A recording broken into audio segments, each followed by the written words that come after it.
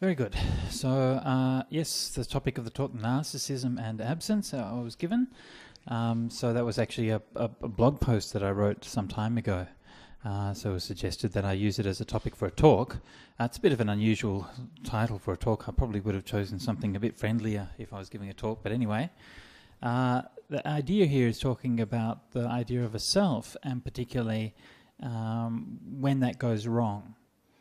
And just to explain briefly why the title was there, it was just a thought that I had some months ago, and I was thinking how usually when we think of problems and mental difficulties and things like that, we tend to sort of say that a person has something, right? So a person has a mental illness, or they have a psychological disorder, or they have an emotional problem. Yeah? So it's something extra that they have. And if you think of somebody who's a narcissist, like an extreme egoist, right, then we say it's somebody who has a very strong ego. They have a lot of conceit or something like that. And it's just suddenly occurred to me that that's actually the wrong way to think about it, that these things are not presences, they're actually absences. And somebody with a very strong ego is not somebody who has something extra that other people don't have. It's somebody who's missing things, right? Missing the ability to reflect, missing the ability to empathize, missing the ability to realize that they are not really the center of the universe. Yeah? So rather than thinking of these things as a problem which we need to get rid of, then perhaps we could approach it in a different way by thinking that let's look at those qualities which can be developed, right? Let's look at those things which are missing and ask what can be used to complete that. So that's just a brief explanation of why I use that phrase. But I'll just talk a little bit more about it and a bit more about what the issues are.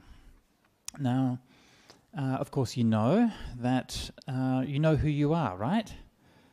Yes, and when you have to fill out a form or something like that, you say, I am, so it says, what's your name? And you put down my name, and somebody asks, who are you? And you tell them who you are. And that's all pretty straightforward, and you never thought it was a problem until you came to Buddhism. And then all of a sudden, this became like a quandary. And then the next time you were faced with a form that you had to fill out, it wasn't just a form, it was a metaphysical crisis. And I'm filling out the form. Do I just write Sujato Bhikkhu, or do I write the collection of 5 khandas conventionally known as Bhikkhu Sujato? I mean, what do we do here, right? So, of course, we shouldn't confuse, and this is one thing which we have to learn in Buddhist philosophy, we shouldn't confuse the Buddhist teaching of not self, okay, with the way that we deal with and relate to a self in ordinary everyday life, okay? So in Buddhism we can think of it in terms of a conventional or an empirical self and a metaphysical self. So this is a distinction that I want to draw right at the beginning, because it's very important that you understand that, okay? So when we talk about the Buddhist teaching of not self, okay, it doesn't mean that you're not a person, okay? Phew. It doesn't mean that you suddenly disappear and vanish. Oh, I'm not here, right? Okay? All it means is that when we talk about a person, it's just a kind of a label, it's a conventional label. And like any conventional label, it's a bit limited and inadequate, right? The thing which you are labeling as with your name, that thing changes. Okay, Sujato, who's sitting here before you, is different from the Sujato who was here, a year or two ago giving a talk, right? I'm fatter for a start. You're all thinking it, I know. Well, look, I'm sitting next to Ajahn Brahma all the day. It's catching, you know. Okay, so the thing changes, yeah, but the name stays the same, right? And this is one of the reasons why this name gives an illusion of permanence, okay? And so, like, you think about how that, for example, you think about how you handle responsibility, yeah? Let's say you break the law, yeah? You rob a bank, yeah? A week later, the cops come knocking at your door. You robbed the bank. No, that wasn't me. It's impermanent, right? There's a set of sankharas and activities and intentions. That's all past, right? What you're seeing in front of you is completely different. Yeah? Right? And the cops say, wow, that's so deep, yeah. You're busted. Come with us. Right? Right? So in a conventional, ordinary, everyday psychological sense, we all have selves in that ordinary sense. That's not. We shouldn't make a problem about it, and we shouldn't get confused by it, and we shouldn't confuse the level of the teaching that's aimed at. For example, in Buddhism, we know that, say, an arahant, right, a fully enlightened person, has fully understood this teaching of not self. Yeah, but at the same time, an arahant, one of the epithets to describe an arahant is a bhavitatta, somebody who has a fully developed self. Okay, so an arahant is bhavitatta. Yeah? And actually, it's quite interesting. If you ever meet, very well practiced monks or nuns or whatever. I mean, I've given up trying to guess who's an arahant and who isn't an arahant. But you do sort of meet some pretty extraordinary people in different traditions and so on. And one of the things that's characteristic is that people are very, how do we put this? They've got a lot of personality, right? So they're very much themselves. They're very unique individuals, yeah? And it's not as if sort of when you become enlightened or you become spiritually advanced that somehow you sort of drain all your personality away and you just become this kind of mindless automaton, this kind of robot. I am an arahant. I am just 5 khandhas. Right? That's not how it is, yeah? Actually, people become more alive. And I think the reason is because you become less self-conscious, right? You become less invested in trying to impress people and trying to fulfill some kind of role or something like that. And you're just who you are. And so, my experience anyway has been that people who are very spiritually advanced, they've just got a lot of personality and they're very kind of quirky and funny and different kind of people. Weird, I think, is the word I was looking for. So this is this like conventional self. Now, what the Buddha was talking about when he's talking about anatta, right, was not this conventional kind of self at all. It's talking about a metaphysical self. And by metaphysical self, essentially what we mean is something like a soul which survives your body and gets reborn and so on. This is this Brahmanical idea of the Atman. In the Jaina tradition they have the Jiva. In the Western traditions they talk about a soul and so on. And so this is an idea that you have some kind of permanent, eternal, spiritual essence, which is you. That's who you are, and it always will be like that. Yeah, that's what the Buddha was saying is not self. Right? So what we're taking to be that permanent kind of essence doesn't really exist. Right? So when you get attached to that and so on, then that's a form of delusion. It's a form of holding on.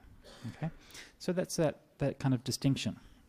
Now, when we come back to consider that conventional self, right, then if you look at the Buddha's teachings, and both in explicit statements and also in implicit things, you can see that there are a lot of things which are teaching us how to develop ourselves, right?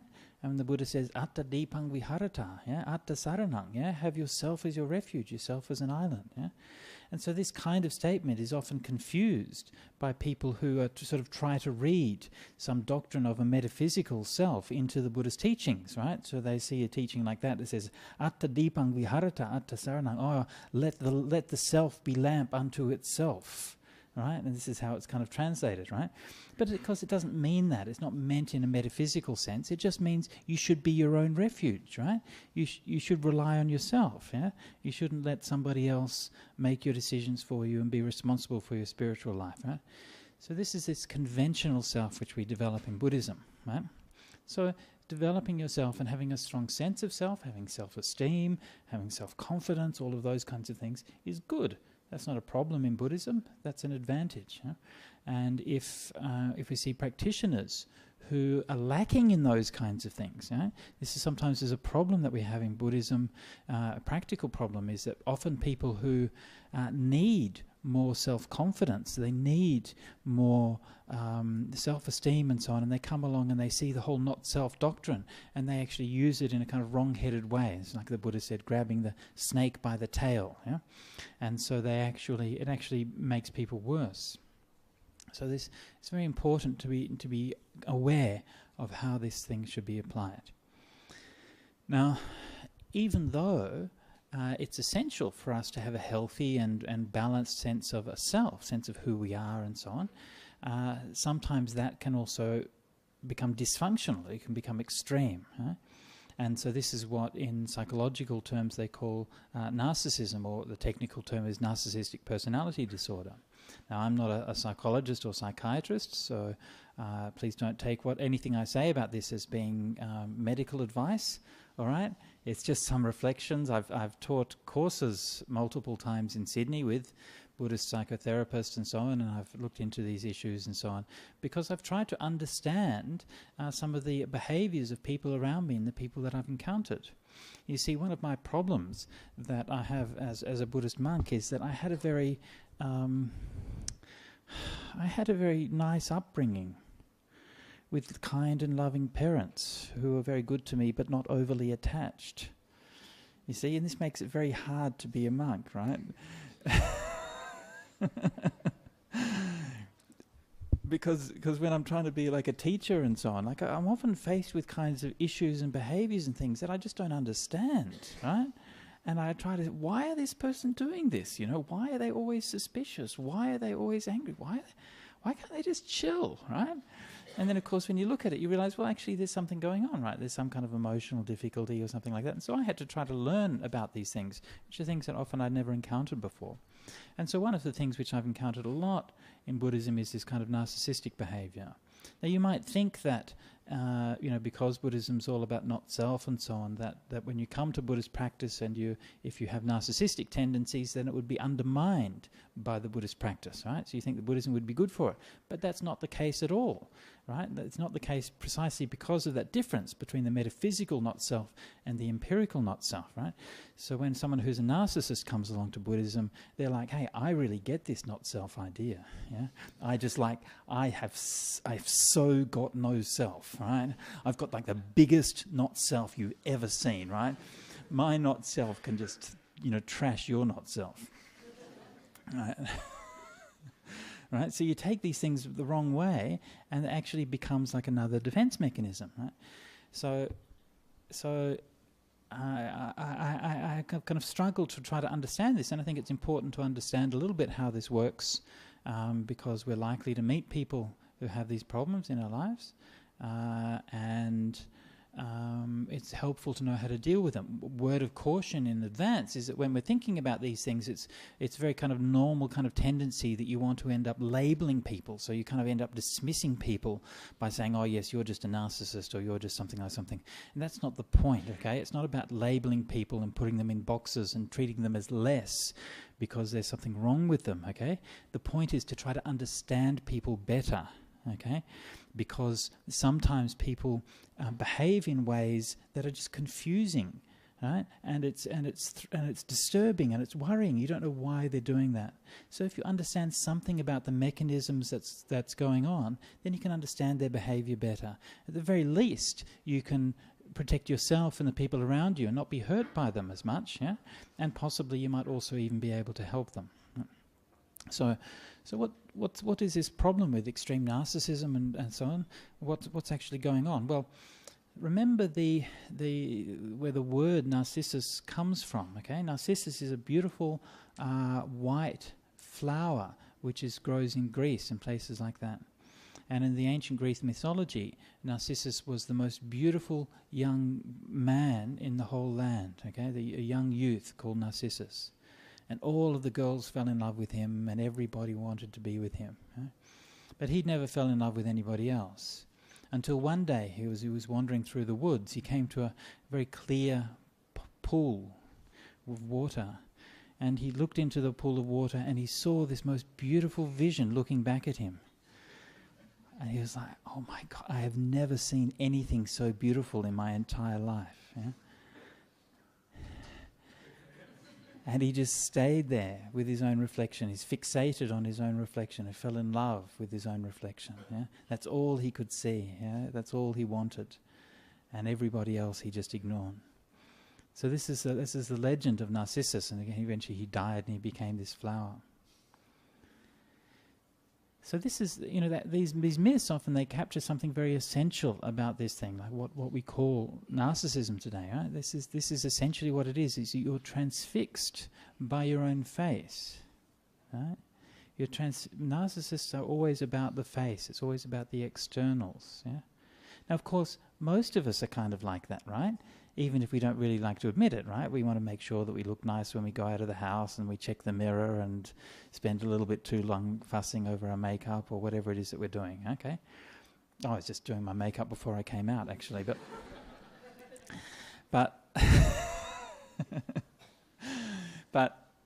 well, of course, we all have narcissistic tendencies, right? And so some people sometimes tend to dismiss that, and they say, well, there's no real such thing as, a narcissist. What are you talking about? Everybody's a narcissist, right? But that's kind of missing the point, right? Because for most of us, those narcissistic tendencies are part of who we are, and they are moderated and exchanged with other things, and they're kept in balance by compassion and all of these other things, and self-reflection and all of those things. Whereas for a narcissist, they're not. It becomes almost complete or almost total, and it kind of dominates their life to an extraordinary degree. There's a wonderful story which encapsulates the difference, which is from one of the best books on Buddhism ever written, which is called The Hitchhiker's Guide to the Galaxy. Anyone ever read The Hitchhiker's Guide to the Galaxy? Yes, fantastic. What a great... Well, it's a general... I read it. I read it actually the year I started studying philosophy at university. It was the most useful philosophy textbook I had. You could basically just use that for all the answers in your exams, and you'd pass with flying colours. Anyway, one of the stories, one of the characters in The Hitchhiker's Guide to the Galaxy is Zaphod Beeblebrox. Right? He's the coolest man in the universe. He's got 2 heads. He's a bit like kind of Keith Richards with 2 heads, okay? So, at a certain point in the story, he became the president of the universe. So he's like this kind of uber cool rock star with 2 heads who's the president of the universe. Now, at one point people developed a punishment, okay? It's like the worst torture imaginable, okay? It's the ultimate punishment, the worst torture in the whole universe, and that was called the total perspective vortex, okay? And what the total perspective vortex was a box that you went into, and it showed you your true place in the scheme of things. It showed you your insignificance in the whole universe. It showed this is what you are worth, and this is the rest of the universe, right? So that you couldn't escape. And every single person who had been into the total perspective vortex had come out screamingly mad, okay? They'd never recovered. They were just gibbering idiots for the rest of their lives, okay? And when this veil of delusion had fallen away and you see really who you are, you can never recover from that. So anyway, of course, inevitably as these things happened, they captured Zaphod Beeblebrox. They were on the hunt from him because while he was president, he also stole the universe's fastest spaceship and things like that. So anyway, they got him and they put him in the total perspective vortex. They thought, that'll teach him a lesson. And then when he came out of it, he was like, wow, that was pretty cool. Yeah. I really am the most important man in the universe, yeah? So that's the difference, yeah? It's the difference between an ordinary ego and somebody who's pathologically narcissistic. Pathologically narcissistic, everything is always about you. To a degree, it never occurs to you that it's not about you. But it goes deeper than that, right? Because not only does it never occur to you that things might not be about you, right? It never occurs to you that other people might be different, okay?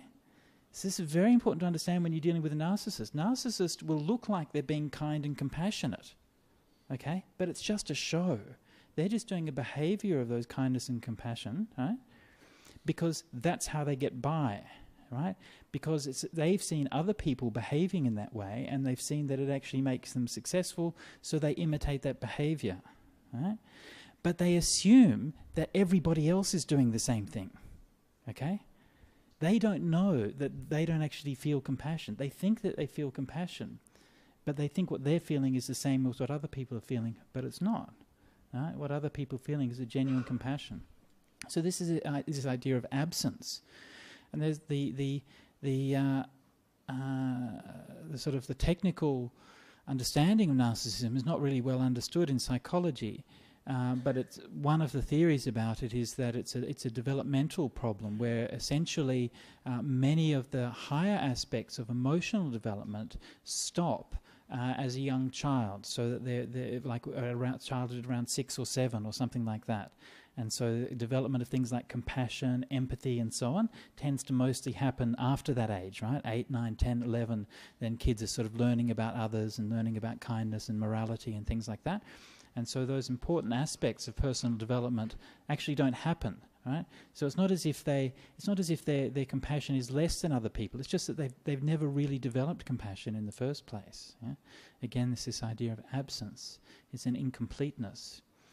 But one of the things which is quite a bit problematic with narcissism also is that unlike most mental illnesses, it's actually very pleasant to have it, right? It's like Zaphod Beeblebrox. He's cool, right? The fact, of course, he leaves a train wreck of destruction in his wake, of course, doesn't concern him, okay? But for him, he's fine. Right? And narcissists are often can be quite happy, and they can be quite functional. In fact, they can be extremely functional because they're not distracted by things like, caring about anybody else, right? Or acknowledging the existence of other people. So it's not always that way. If a narcissist's world collapses, right, then they will suffer a lot. But as long as they can manage their world so that they really are the center of their world, they're pretty happy, yeah? So they're not going to actually seek any help. And you find that there are a lot of high-functioning narcissists in professions like politics, right? Absolutely, yeah. No, I mean, it's not kidding. Politics, things that you might expect, like people who are super wealthy, celebrities and things like that, you see a lot of narcissistic behaviour. And I've seen certain politicians, who I've met personally, who I won't mention any names, but certain politicians who just happen to be Prime Ministers of Australia currently, and you meet them, and there's this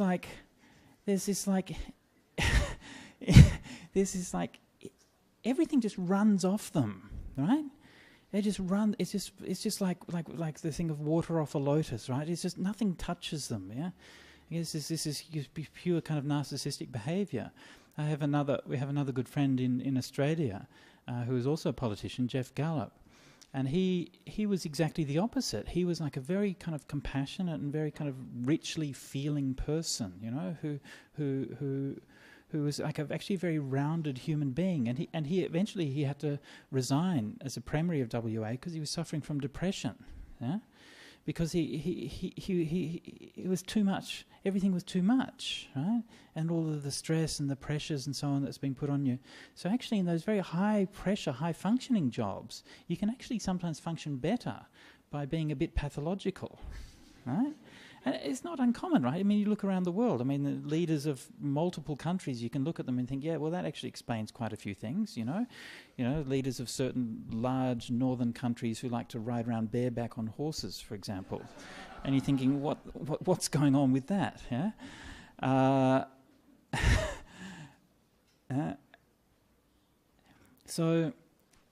And of course, one of the things is that you are likely to find, because of that thing, you're likely to find narcissists sooner or later in your life. Hopefully you won't have somebody who's like that in your family, but if you're quite likely to find them in your work sooner or later. And usually, as it happens, I'll usually be your boss, and and there'll be somebody who kind of does their job, right? Objectively does their job very well, right? They get good results and so on, and when they kind of present to the board or something like that, they always have good figures and everything looks like it's going great, except it's just a nightmare for anyone who's working underneath them, right? And they don't have any concern for that, yeah? And so there's this kind of dichotomy, again, this kind of thing of the face. Yeah? So what do we do about this? How do we respond? Well, first thing to respond is just to try to recognize what's going on. Okay, if you suspect that something like that's happening in your life, just go and Google it and read around and just learn a little bit about the kind of behaviors and so on, and you'll find that there are certain kinds of typical patterns that you see with narcissistic behavior that you can just learn to recognize things. So, for example, one kind of pattern you can recognize is that there's like a co-narcissistic pattern where a narcissist will tend to surround themselves with yes men, right? So that they're the only ones. Everyone else around them is very kind of pliable, very kind of they won't speak up. Anybody who speaks up gets chucked out. Yeah. Or put to one side, so they can end up, and they will often marry somebody like that, right? And so that there's a kind of interdependent relationship there. The partner is very kind of has never really developed a strong sense of self and a strong sense of self-confidence. So they in itself are attracted to the narcissist because the narcissist projects this great self-confidence, and so it raises them up.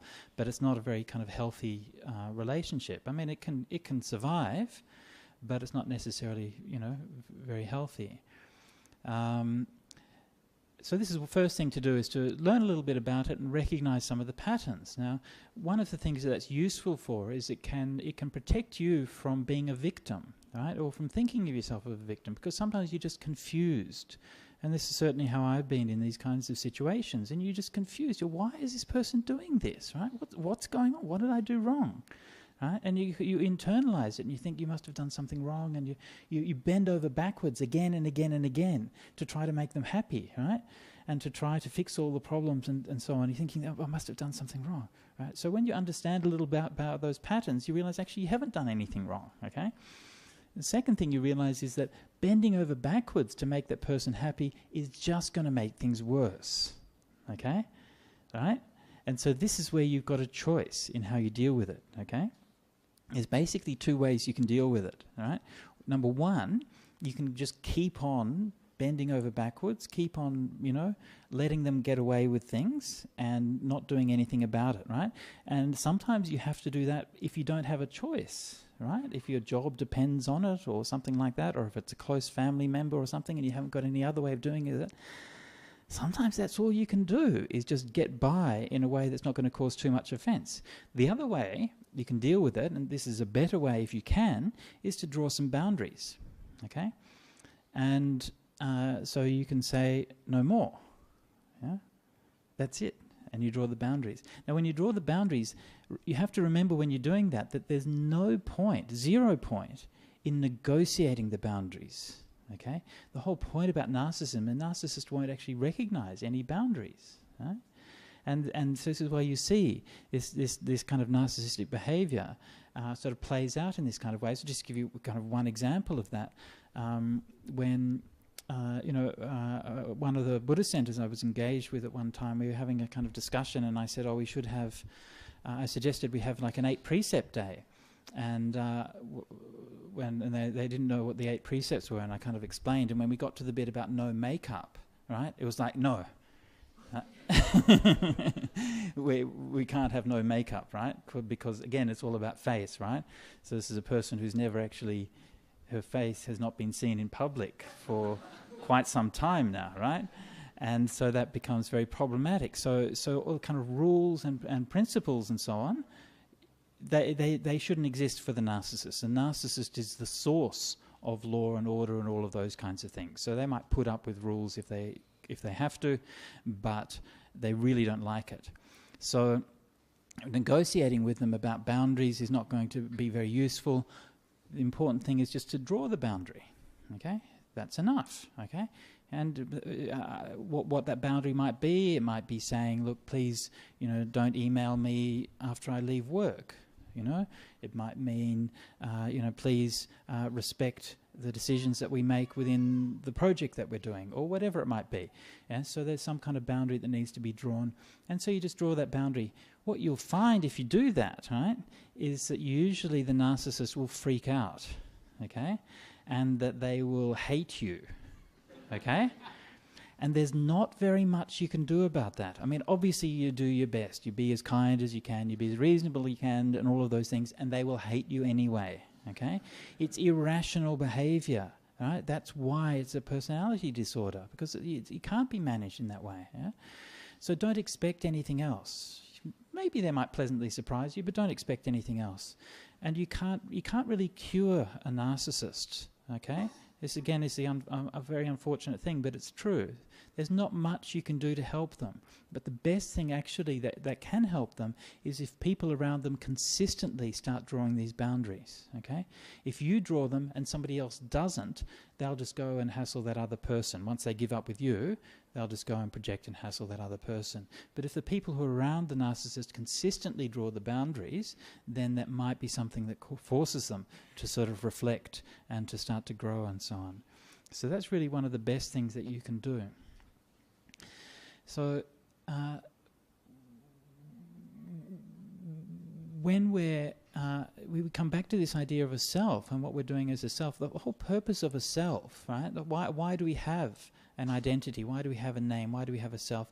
Well, the real purpose of it is simply so we can get by, basically. It's so we can cope, yeah?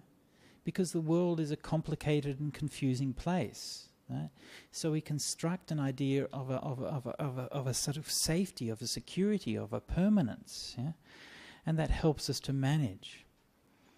And this is, in the Indian traditions, they call this the ahankara. The very good, very useful word. They often translate it as ego or something in the West, but ahankara literally means I-making. Yeah? Ahankara, mamankara, I-making and mind-making. And one of the things that this points to is that this self is not something that's given to you, right? It's not something that just happens. Yeah? It's not something that's inevitable. It's a process that we do. It's a work that we do.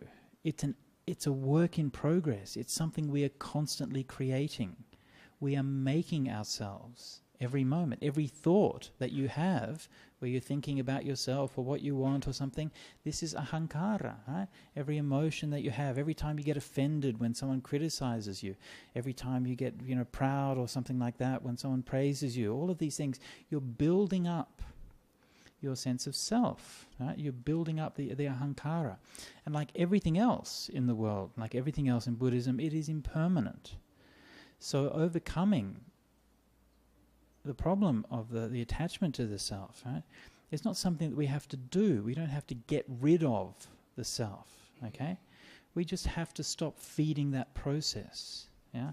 We have to stop feeding that process of the ahankara. And just as like somebody who has that narcissism pathologically, why do they do it? Well, it's kind of a defense mechanism. They're lacking so many things that they need to hang on to this self, right? It's how they can cope with the world. And underneath, when that breaks down, they're just like a child. They don't have those kind of adult coping mechanisms that we have. No? And so for somebody who's either pathologically narcissist or indeed just for ourselves, in order to reduce our reliance on that self, on that ahankara, we need to develop our kindness, our compassion, our understanding, all of those qualities. And the more we develop those things, the less we have to insist on that self, the less we have to build those walls of defenses, the less we are scared of empathizing, the less we are scared of loving and being a kind and open person. So when we're developing and wanting to overcome this sense of attachment to self, don't just think about it as a meditation exercise or something like that. Don't just think about it as a theoretical thing or anything like that. Understand what is the purpose of the self, right? And so that we can replace, instead of continually manufacturing a self, we can develop all of those qualities, the compassion, the love, the joy, and all of those qualities which make our attachment to self redundant. We don't need it anymore. Yeah? And so when we do that, not only are we helping ourselves, we're also helping people around us. Yeah? And also we're helping to cope if we do if we are unfortunate enough to have somebody who's pathologically narcissistic in our lives, it's helping us to deal with them. We won't take the things that they do and they say so personally. We won't feel the need to criticize them and put them down. We'll try to help them when we can, but at the very least we can help to protect ourselves and to protect others. So anyway, I think we're kind of running out of time now, but that was just a few thoughts on narcissism, a sense of self and so on. I might have time for a few questions. So any questions, comments, or good jokes if you've heard any recently, we'll have them as well.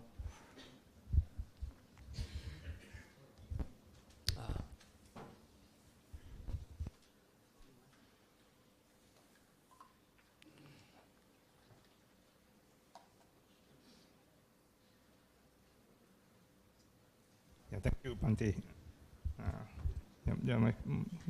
Not sure whether it's a simple question. This sense of self, not the pathological narcissism, is hardwired into us. Each one of us, even in the animal kingdom, is the same thing. You know, it's either individually, the individual ego, or the collective ego, and our whole purpose is to propagate our type, our genes. So that's inbuilt in us. So spirituality is actually trying to reduce this sense of self, the individual ego or the collective ego, and propagation of ourselves. So would that be in line with what you have just said? Okay, so the question was, even in the animal realm, we see a kind of sense of self, don't we? Yeah.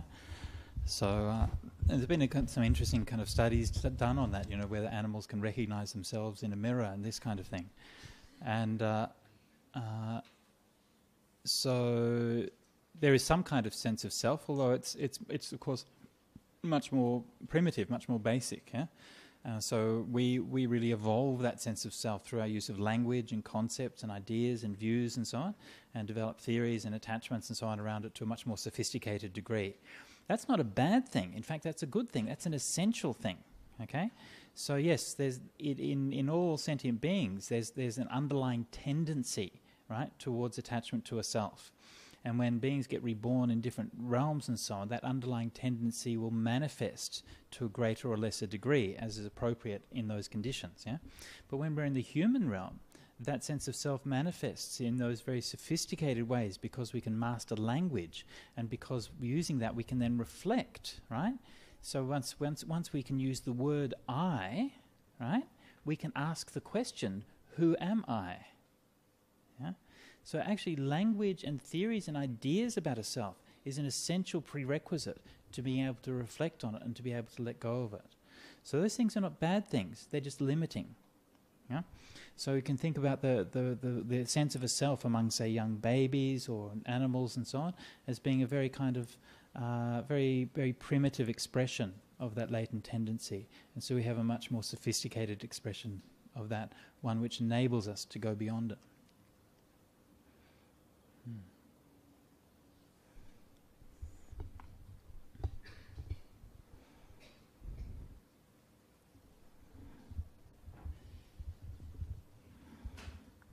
Peter.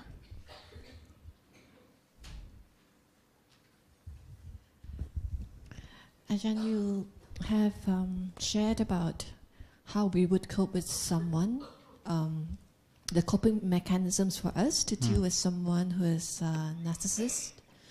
What if this person that we have to deal with is really high-powered, and we're just caught in the situation that we cannot eject ourselves out from it?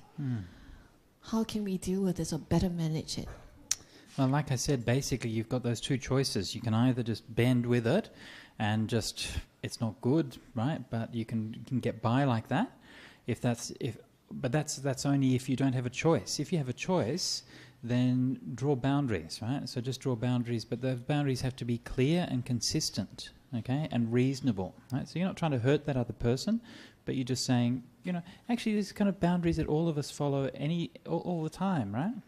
I mean, just give you an example. Like when we're at Bodhinyana, we have some people who are a bit mad who call us up to talk about Dhamma and so on. There's a number of people they call from like Portugal or England or something like that, and not just once or twice, but again and again and again.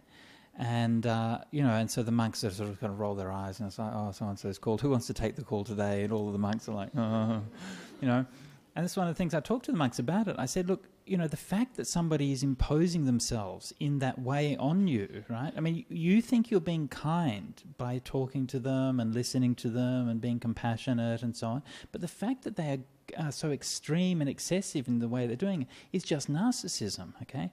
And you don't help that narcissism by indulging it, okay? So actually the appropriate thing to do is to say, we've already spoken to you, and look, and I'm sorry, but it's not appropriate for us to be doing counselling and so on, on the phone, and we really think that you should find somebody in your local area that you can talk to, yeah? And so you say something like that, and then when they'll keep coming back with all of these arguments and ideas and so on and so forth, and you just keep repeating that, yeah? And you don't try to argue with them, you don't try to negotiate it, right? You don't say, well, look, you can call every second Sunday or something like that. You just say that's enough. Clear boundaries, and you keep that clearly and consistently, and they'll probably get the most likely outcome is they'll get really angry with you, and they'll yell at you and abuse you and all of those kinds of things, yeah. And you just have to say, okay, you just have to accept that's part of it. It's not about you personally.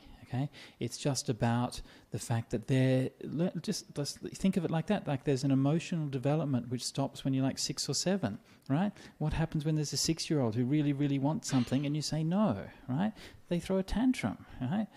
But they can, of course, they get over it. So a narcissist really doesn't have any more capacity to deal with those kinds of emotions than a 6-year-old does. Yeah? So you can just think about it like that, and then you can kind of have compassion for somebody. That when they get angry and so on, you're not feeling hurt by it or anything. You expect it, right? If they could cope with their emotions well, they wouldn't have behaved like that in the first place. Yeah. So you just kind of expect that. You don't take it personally, and you just hope that after some time that they can sort of calm down and things can work out. Sometimes that can happen, sometimes it can't, and sometimes you just have to say, look, sorry, don't want to deal with you anymore. Yeah. So, it's not a very nice thing, but sometimes you just have to lower your expectations a bit because you can't solve everybody's problems. Yeah. I mean, the reality is that almost all psychiatrists will refuse to see narcissistic patients. Yeah. It's true. Most narcissists won't. Most psychiatrists won't see narcissists. Why? Well, because therapy is inherently narcissistic, right? I mean, that's what therapy is. You get to sit there. I can say anything I like, and this person will listen to me and not judge me, right? It's a narcissist's dream. Yeah, I can just talk about myself for an hour. Wow, that's just So, I mean, in normal therapy, there's always that danger that it becomes narcissistic, but of course you can negotiate that in various ways. But when someone's so extreme, you can't do anything about it. And so most therapists will actually refuse to treat narcissists, yeah. I mean, narcissists very rarely come to therapy, of course. They'll only do it if they're forced to, right? But even so, most therapists won't, yeah. But what about if we have people who break the boundaries? Well, that's different, okay?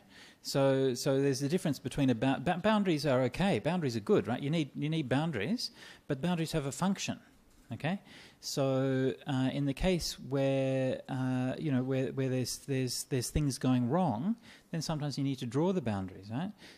But then you also need to know your wisdom for when those boundaries have become inadequate, right? And then you need to let go of those boundaries. But letting go of boundaries always needs to be done with wisdom, right? And that's why, for example, when you're doing metta meditation, of course, the outcome of metta meditation is you let go of all of those boundaries between self and other, liked and disliked, and all of those things. But you do that gradually, and you do that by building up this kind of strong basis of happiness and joy and contentment and all of those things. And then gradually you can let go of all those boundaries. And when it's done well, in a healthy way, it's fantastic, yeah? But don't be afraid to draw boundaries, yeah, in that conventional way when there's some harm that's coming. Yeah.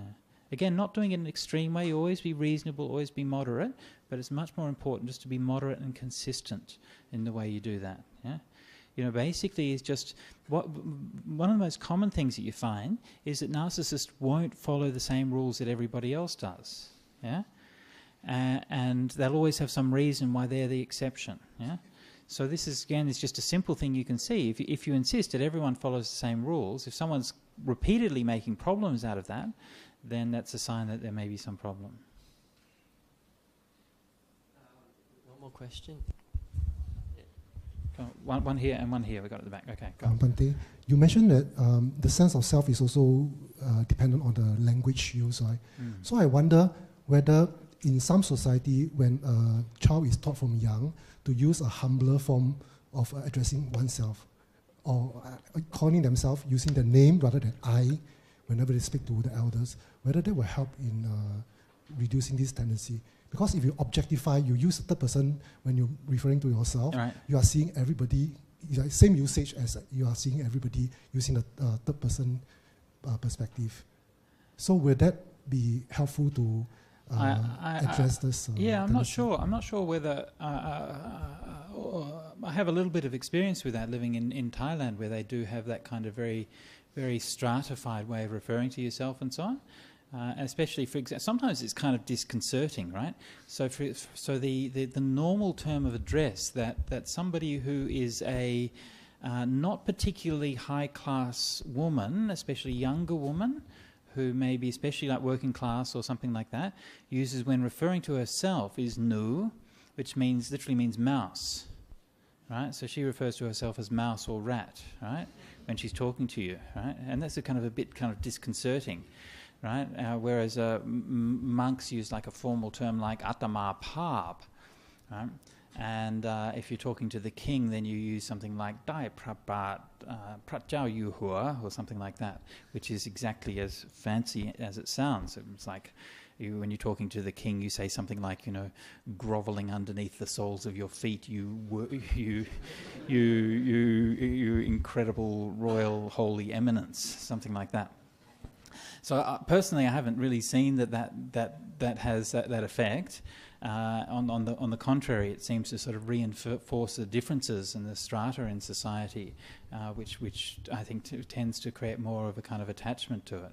There's a funny story about that, which is about a monk called Lumpur Kun, who was one of the most famous monks in Thailand, and also quite a kind of notorious monk for his very how should I put this?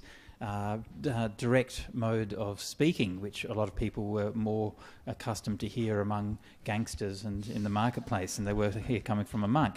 Anyway, of all the many, many terms you can use for I and you in Thai, the worst is gu and mung, right? You never say gu and mung, right? That's just like the gutter trash talk, right? But Ajahn Kun would always say gu and mung instead of all of these highfalutin words which he was supposed to say. Anyway, one time the Queen comes to visit, right? And the Queen's advisors come to him and say, "Oh, look, Lumpur, look, it's so wonderful that you've agreed to receive the Queen," and so on and so forth. But Lumpur, please, just don't say gu and mung, right? So anyway, the Queen comes along and she's going around the monastery, and Ajahn sort of showing her to the different parts of the monastery. But every time that she would talk to him and make small talk, then he never said anything in response, and she began to be a bit, worried. What's going on? And eventually she said, "Look, I'm sorry, but you haven't said a word to me this whole time, and I'm beginning to be worried." And he just said, "Well, they told Gu not to talk to Mung."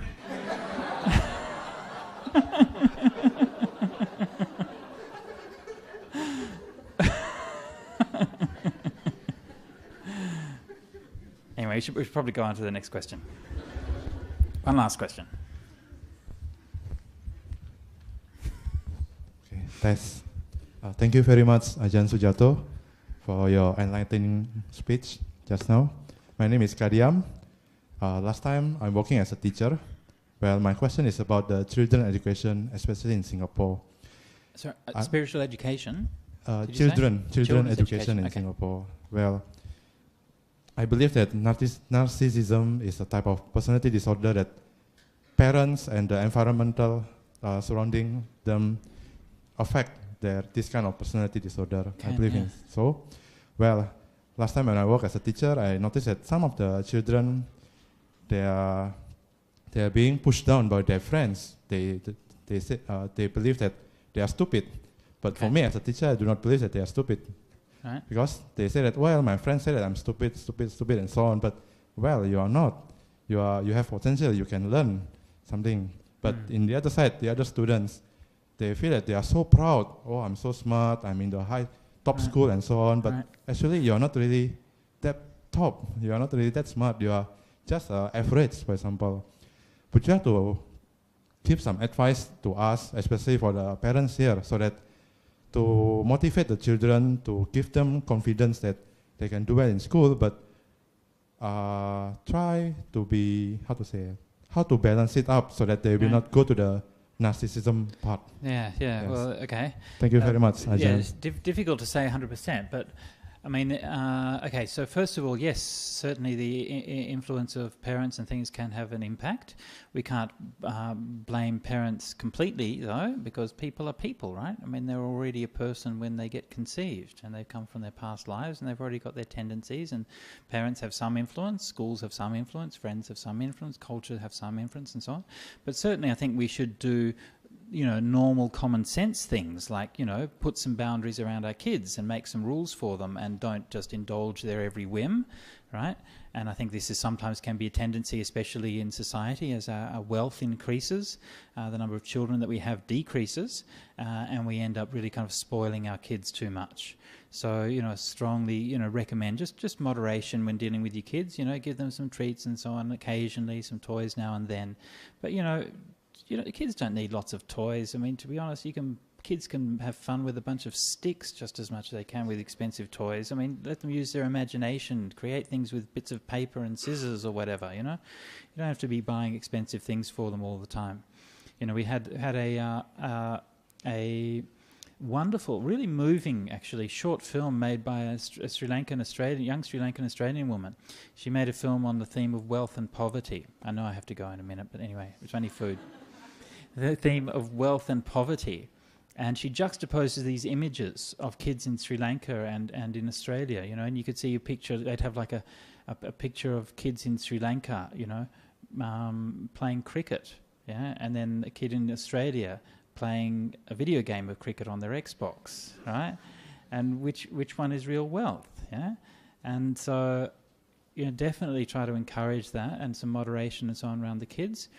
There's been a bit of a shift in that understanding of how to treat kids. Like in the West, from about the 70s on, they had this real thing about self-esteem, right? You had to build self-esteem in the kids, right? You couldn't criticize them. You had to always tell them that what they did was good and they were trying well and so on and so forth.